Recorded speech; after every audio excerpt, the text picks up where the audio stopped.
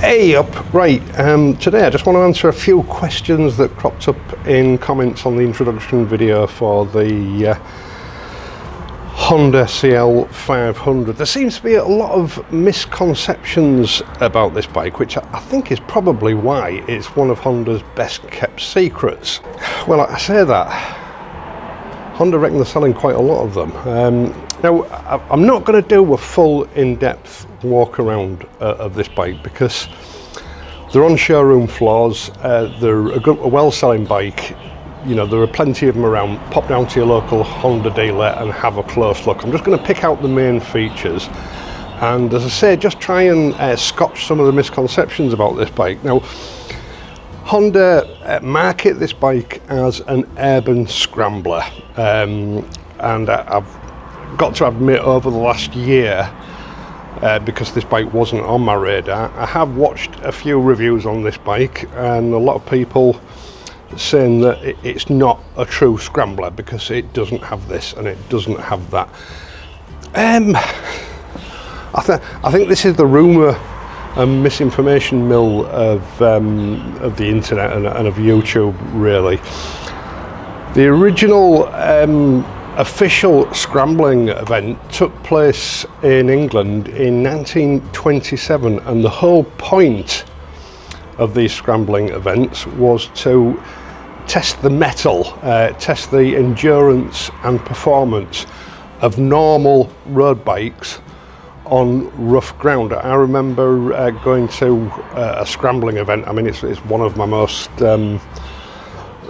sort of strongest memories of motorcycles. I can't have been much more than 3 or 4 at the time. My sister took me to a scrambling event local to us in Hull, and it was just road bikes tearing around a muddy field. The sort of enduring memory I have of that was every time they went past, there were just big clods of mud flying through the air as they scrambled for traction over the ground. And you know, that's what scrambling was. It was taking normal road bikes onto rough ground and racing them against other people. Now, scrambling eventually morphed into motocross. So motocross, you know, is, if you like, the modern version of scrambling. Scrambling does still exist, but it's very much on the sort of original context of you know, road bikes adapted slightly for racing off-road. So there is really no such thing as a scrambler. That's a modern concept that's appeared in, I don't know, the last 10-15 years, especially with modern classics, where, you know, they dress a base road model up for some off-road capability as another way of marketing and increasing sales. So the CL500 is a scrambler, just as, you know, theoretically my GB350 is a scrambler, and as I've proved in the past, my classic 500 does quite well off-road. Not the ideal bike for that, but it can do it. So let's just get rid of this notion that, you know, that there's such a thing as a scrambler. Any bike is a scrambler. You know, the only differences are that, you know, the owners may have made some modifications by changing tyres for something a bit more suitable. In the early days there was no suspension, so that came much later on, where people would reinforce the suspension in order to you know, get better performance and handling out of the bikes. But, you know, the original scramblers, they were normal, everyday road bikes. The owners would ride them to work and back throughout the week, and then on a weekend they would maybe swap some tyres and take them for an amateur to an amateur scrambling event to have some fun. And that's all there is to it. So there's no such thing as a scrambler. That's a modern concept which doesn't have any real sort of foundation in historical reality. So in that respect, yes, this is a scrambler. Now, before we go any further, can I ask you please leave a like on this video if you're enjoying it, and hype it. It does help me out. And if you're a newcomer to this channel, consider subscribing. It doesn't cost you anything, and again, it does help the channel grow. Thank you. I think it was 1962 Honda brought out the CL series. big bone of contention with these bikes is the exhaust pipe. Now yes, it is big, it is bulbous. It's a nod to the original CL, which had a slightly raised exhaust, because you know they were at that point trying to create off-road bikes, you know, the forerunner to the motocrosser. The reason it is so large is down to Euro emissions regulations. You know, that affects motorcycle exhausts on all bikes. I mean, you look at the monstrosities that they put on the classic 350, you know, it looks like somebody's berthed a nuclear submarine up at the side of it. It's a massive, out of proportion, big, bulbous lump. No one seems to have a problem with that, but they have a problem with this. A lot of the bulk for this, because it's raised for protection of both the rider and the pillion, is that it's got a double skin heat protection. So it's got one big metal shield between the exhaust and the rider, and then over the top of that another big metal shield. So it has to be bulbous. In actual fact, when this bike is running, I took it for a 50-mile run on Saturday, you can put your hand on the exhaust and it's only slightly warm. So yeah, personally I don't mind the look of it. You know, I understand what it is, I understand why it's there. Honda, you know, put it there for a reason, to mimic the old CLs, and in that respect I don't have a problem with it. Yes, I probably will change it because that's what this channel does, but I don't have a great problem with the form of this exhaust. Now, one thing that people did bring up is that it means that you can't put panniers on the exhaust side because it would bring them out too far, so you have to have panniers only on the left hand side of the bike, which will unbalance the bike. I mean, anybody who's done some travelling with panniers on the bike, with the gyroscopic forces from the wheels and the components in the engine, it does not unbalance the bike. You can have a big bag on here, fairly heavily loaded.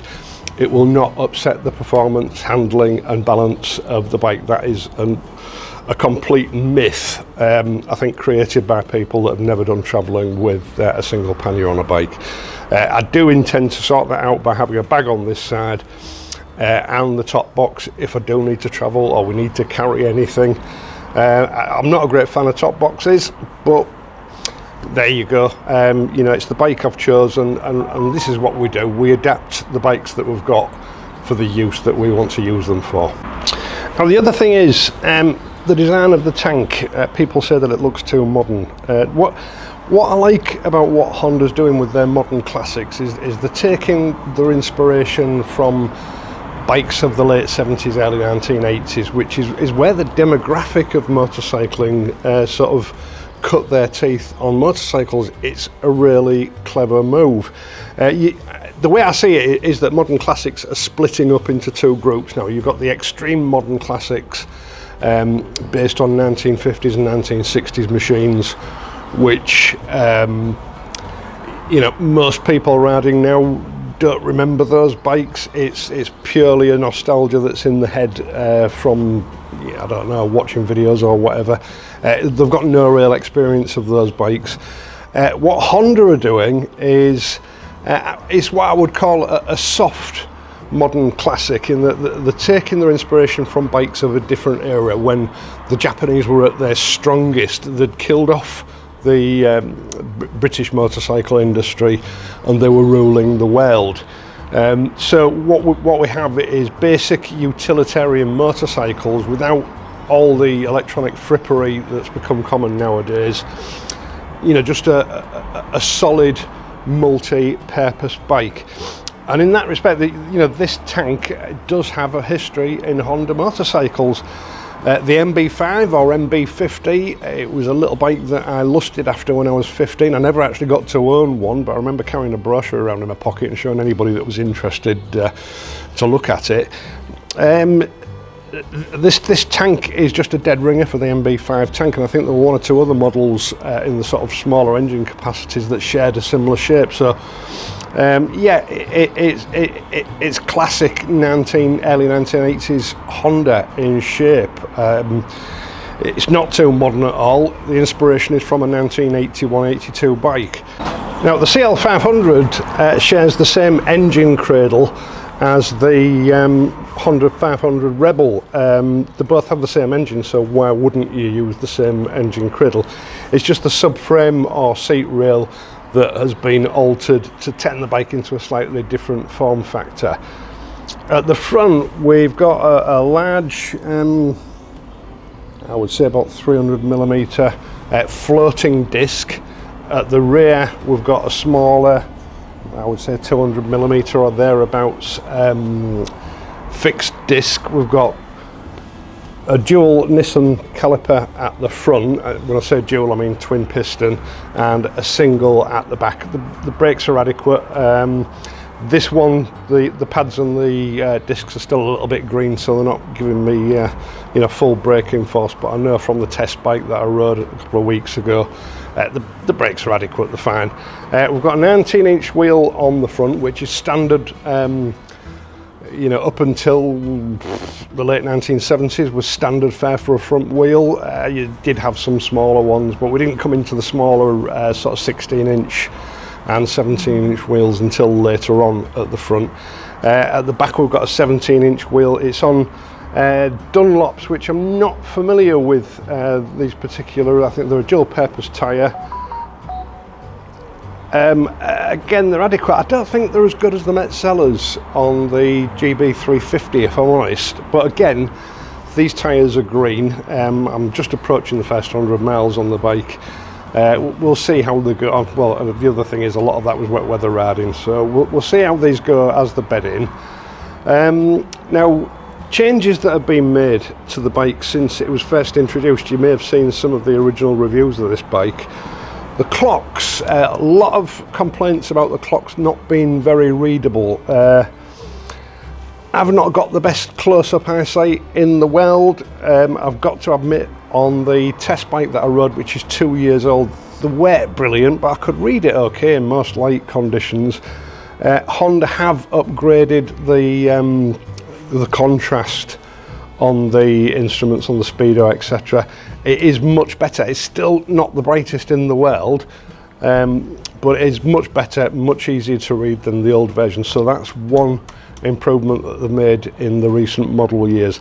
The other thing is the seat. It is quite a firm seat. It's quite thinly padded because they're trying to keep the ride height low to accommodate smaller riders. On the test bike, I really didn't like the seat. On this new bike, although it still feels very firm, it's a lot more comfortable now. I don't know whether that's because they've made some changes because there were complaints about it, or whether the other seat had just bedded down more, because obviously it's had a lot of riders on it. It's done a few thousand miles. It may have just, the sponge may have just compressed slightly, which made it less comfortable. But as it stands at the moment, I'm not having any problems with the seat. I can ride it easily for an hour or more without really feeling any discomfort. So it might be that they've altered it. I don't know. It might have just have been that the seat on the other bike had compressed, or it might be that I'd started to get used to it through riding the other bike. We'll see how that goes in the fullness of time, but as you know, I do have a seat modification already in stock for this bike. The other thing is throttle response. Now, I did find the throttle response on the test bike very abrupt. Certainly at low speeds around town, it was a little bit fatiguing in that, you're just getting that sort of jerkiness when you shut the throttle off, and then you're getting a very abrupt takeoff when you start to wind the throttle back. Now, that's not the end of the world, because as a rider that's riding that bike on a regular basis, you will adapt to that and learn to keep it under control. This is a product of EU regulations to get the bikes to run leaner. The way Royal Enfield get around that is they usually put quite large, heavy flywheels in the engine. This engine is designed to be responsive, so it hasn't got the luxury of, that inertia to soak up some of the shock when you're using the throttle. but it does seem a little bit better on this bike. Not perfect, but it does seem to be a little bit under slightly better control than it was on the older bike. Now, it's a bit of a dull day today, so it doesn't show the paintwork off as well as it normally does. The paintwork on the tank, all over the bike for that matter, is perfect. It's flawless. This yellow colour, it looks pretty flat in dull light, but it really comes alive. You know, it's a pale mica matte. It really comes alive when you've got direct sunlight on. It's absolutely beautiful. I'm really glad that I chose this colour. One thing people have picked up on is that we've got a separate steering lock, and on the other side we have the ignition. We don't have a centrally mounted ignition. We have an ignition switch on the side here. Again, this is a nod to the past. This didn't become commonplace really, for you to have a central ignition switch, you know, near the handlebars until the early 1980s. You know, it was a sort of a posh feature that started to creep in then, which of course nowadays is commonplace. Back in the old days, you had an ignition somewhere around here or around here, and you had a separate lock for the steering. Now, Triumph were still doing this, what, 10 years ago with the old air-cooled Bonnevilles. You know, it was recapturing the style of the time. The classic 500 still had it. Just for convenience nowadays, it's become commonplace even on the modern classics for them to mount it up on the handlebars, which strictly speaking isn't correct, because that's not how they were. But you know, that's just a concession to modern riders wanting them that way. It must cost more money to do it that way than to have one central combined ignition and steering lock, which obviously is going to be cheaper. So they've spent a little bit more money there doing that. I don't have a problem with it. I found it works just fine. It's just a matter of getting used to it. Now, the engine is a 471cc liquid cooled twin. I've heard people complain this motor doesn't have character. How do you define character? It's smooth. It's very peppy. The performance is excellent from this engine. I did do some test out. I mean, I normally do a 0 to 60 test. I don't normally publish it in videos. Actually, in recent years I've not bothered recording them, but I know I recorded them on the Interceptor back in 2019, and it came out at I'm just trying to remember now. I think 0 to 60 was 5.7 seconds. I did it on the test bike on the back roads the other week. This will do 0 to 60 in 5.2 seconds. I mean, you know, that's nothing in the real world. That doesn't really mean anything, but it does prove that despite having a substantially smaller engine, the performance of this bike is well up on bikes like the Interceptor and the Bear. What I would actually like to know, because a few people have mentioned, you know, can I have a comparison with the Himalayan 450? I think the thing is, the Himalayan 450 is an adventure bike. It's a completely different style of motorcycle, although, you know, they do share some sort of commonalities. The thing with that is it's a water-cooled single, and it has nowhere near the power that this engine has. Other people have asked for a comparison with the Bear, which I personally feel is maybe a more appropriate comparison. I don't know, you know, obviously I've ridden both bikes. I've got all the records from the test rides, so I can do either. Let me know what you want in the comment section down below. Yeah, character, difficult thing to define really. I love this engine. I love the way it sounds. When I was out on Saturday, I sort of found myself behind a couple of, I think it was one of the older air-cooled Triumph Bonnevilles and a BMW GS, and I was sitting behind them and I thought, oh, that engine sounds lovely, just ticking away, because we were at some traffic lights. It sounded really, really nice, and it wasn't until I was getting ready to set off and started to give it a little bit of throttle, I realised it was actually my bike that was making the noise. So yeah, it makes a lovely sound. It's very responsive. Performance is excellent for the size of the motor, as you would expect from, you know, an advanced brand like Honda. Yeah, character. I can live without it for just sheer smoothness and performance, which is what this bike gives you. Now on the engine casing here, we do have a plastic guard. There isn't one on the other side. I'm not really sure why that's there. Probably just aesthetics, but obviously that would give the engine some protection if it falls over on this side. It doesn't have one on the other side, strangely enough. So yeah, I think it's just an aesthetics thing.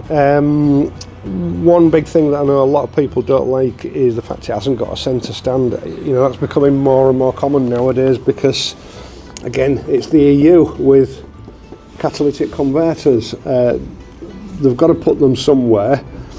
Royal Enfield by and large choose to put them in the silencers, which isn't a very elegant solution because it means you have to have two catalytic converters, one in each silencer. That adds an awful lot of weight to the bike. It also adds quite a bit of expense because you're paying for two catalytic converters instead of one. Honda have decided to sling it underneath here, and it does cause some problems for the owner. Unless you're having your bike serviced and looked after by a dealership, you can't use a jack because you can't get one under it to support it, you know, because the catalytic converter's in the way. For doing chain maintenance, that kind of thing. And they haven't put any lugs on the rear swing arm, so you can't put any bobbins in there to make lifting the back end up easy. I don't like the ones that just engage with like an L-shaped hanger. I never feel as though they're particularly safe, but yeah, that is one drawback with the design of this bike. It's something that's very common nowadays, and again, as I say, it's all down to the EU emissions regs. Rear swing arm, it's quite nice actually. It's a tubular swing arm. Again, nowadays we're seeing a lot of angular ones, which if you're talking about you know, modern classics, if you really want to be pedantic about it, going back 30 years ago for a normal road bike, they were all tubular. It's a fairly recent development that we've got these box sections that we see nowadays. So, you know, it is true to the ethos of it being a modern classic. As I said before, access to the wishbone in the middle here is really good for cleaning, which is going to help with the longevity of the bike because you've got easy access to keep it clean and put some sort of protection on it.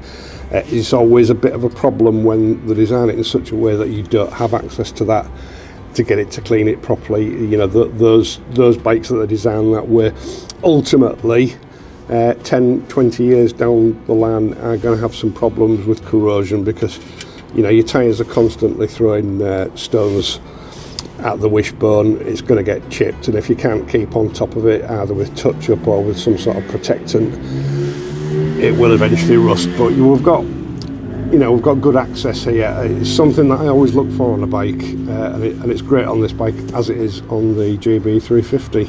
Lighting front and rear, including the indicators, is all LED. Quite minimalist, bullet-shaped indicators. Yeah, I mean, I don't have a problem with any of it. It's actually the rear light itself is quite 1980s in appearance. I think we were going more for these sort of square types that you see. I don't know about the current Interceptor, but certainly the first of the Interceptors back in 2019 had the squared off ones. They were classic sort of Japanese 1980s affairs.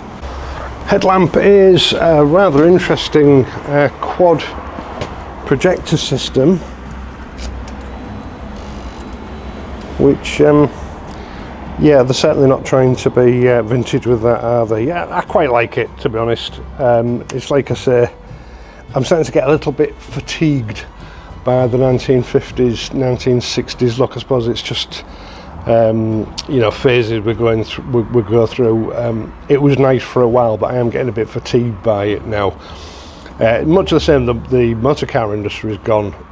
You know, we had stuff like the Chrysler PT Cruiser, which was popular for a while. Very, very typical 1940s style car. But, you know, people eventually stopped buying them because they were just tired of the look. It was a novelty for a while, and then they got tired of it. Now, I think the Volkswagen Beetle, that was quite a modern take on the old Beetle look. I'm not sure, but I think they've gone out of production now because people have stopped buying them. We've still got the stuff like the Mini and the Fiat 500, but even they are starting to change a lot in their appearance. You know, they're moving away from that genuine 1950s, 1960s look and becoming something quite different, more along the lines of what Honda's doing here. So yeah, the lighting is very modern. As long as I can see the road ahead, I'm not really bothered. Now, front suspension on the bike is pretty good actually. Well, you know, we've got again, you know, a slightly old weld touch with the fork gaiters. I don't know why they stopped putting these on, because, you know, over time you do get stone chips on your chrome, which leads to you know, shock failure eventually, because you get fluid leaking past those with each pass of the wheel as it's drumming up and down. So, you know, it can be an MOT failure. This just helps to keep the stone chips off the chrome on the front fork stanchion. All in all, the suspension is a step up from what I'm used to seeing in this class of bike. I wouldn't say it's premium, but it's better quality than I'm used to seeing in this price bracket. Again, you know, it's a better quality system than we have on the GB350, but you expect that because there's like £1,700 difference between the two bikes. Certainly better than the stuff that Royal Enfield are putting on any of their bikes, apart from the shows that they've got on some of the higher end bikes. Yeah, quality, not premium, but quality. Same with the rear suspension. Again, these shocks are not premium, but they're higher quality and better finished than you know, I usually see on this sort of price point. You know, Honda, I'm sure they'll be long-lived and very robust units. As I say, they're just a step up in quality than stuff like the Gabriels that we see on a lot of the Indian bikes. Now, when it comes to stuff like foot hangers, we've got a lot of premium precision die-cast parts. The pillion foot hanger is you know, really well made. You know, it costs more to do this than it costs to you know, bend a bit of tubular frame and then weld it on. It also means that in the event of a crash where this might get damaged, you can just replace the component and bolt a new one on. That's not as easy with something that's welded onto the frame. Same with the rider's foot hanger, premium precision die cast part, and again, you know, we've got the same thing. If it gets damaged, you can just replace it with another unit, which is useful. A fairly ordinary bench sheet construction, brake lever, quite off-road in appearance. Quite a lot of plastic on the bike. We've got a plastic protector there, plastic over the piston for the brake. I think that's the piston for the brake. Yeah, it is. Plastic side panels. I've been over this before. Give me plastic any day for these sort of parts rather than metal. It's lighter. You can create much nicer shapes with moulding plastic. Not necessarily cheaper than metal. It all depends how well you're doing it, and this has been done well. Same with the mudguards, front and rear. Moulded ABS, again painted really nicely in a matte finish. What's not to like? It's lightweight, it's stronger than steel. It's also got sort of memory to some extent. Steel, when you bend it, it stays where you bent it to, so in the event of a collision you need to get a new one. This to some extent will spring back in the event of a collision. It might need repainted, but it'll still be serviceable. yeah, so that's a very brief walk around of the CL500. It's like I say, there's not much point in me going really into depth with this bike, because normally when I do this it's a new bike that's out, so nobody can actually get to see one in person. In this case, these bikes have been around for 3 years. Most Honda dealerships will have one on the showroom floor, even if it's just a demonstrator or a second-hand one, so you can have a look around them. It was just a brief walk around, really, just to address some of the problems that people seem to have with this bike. I think it's a very underrated bike. I think it's one of Honda's best kept secrets. So don't tell anybody, because when people realise how good these bikes are, they'll all want one. Once again, thank you so much for taking the time to watch this and my other videos, and in doing so helping to support this channel. I really do appreciate it. I'm going to be back on Friday, so until then, please ride safely, and I'll see you soon.